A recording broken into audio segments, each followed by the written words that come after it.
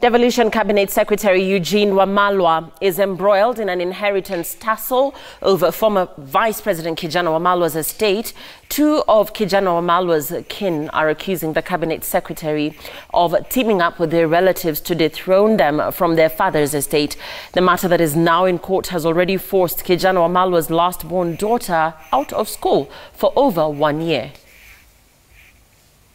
Friday, 25th January marks the Memorial Day for Yvonne Wamalwa, the late widow to the late former Vice President Michael Kijana Wamalwa. At the Wamalwa's current residence, preparation for the service is underway.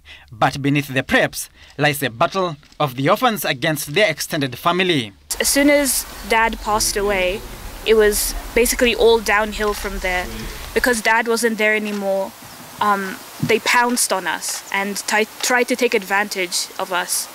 Like this house, you know, it's beautiful and everything, but it's incredibly painful being here because that family is trying to take it from us. How many other people are suffering like this? How many other kids are getting overrun by their families, are getting bankrupted, are getting pushed out of their homes, who don't have the name or the social status or the friends who would even listen to that story, let alone do anything about it. The two born of the late Yvonne Wamalwa claim a plot to disinherit them from the Wamalwa estate. That in fact, since the passing on of the former Vice President, the late Yvonne Wamalwa struggled to access her medical cover even when she battled cancer and she couldn't access her pension. All this frozen by court injunctions instituted by relatives who are demanding a piece of the cake. All Derek and I did was be born, and we're being hounded and persecuted and demonized.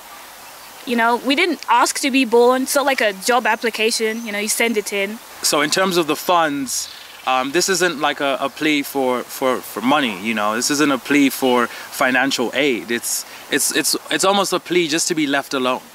As such, Kijana Wamalwa's last-born daughter, Michelle Wamalwa, has been forced out of school in Australia, where she was to graduate within a year.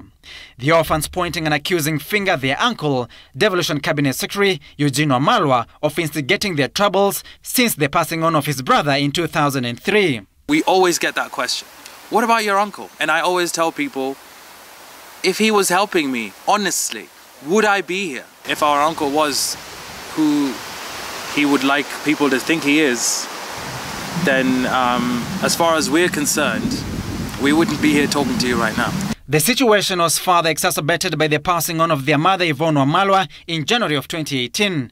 Unable to access their parents' benefits given the numerous injunctions, as if that was not enough, an injunction has now been placed on their current family home. Because I've been out of school for 1.5 years.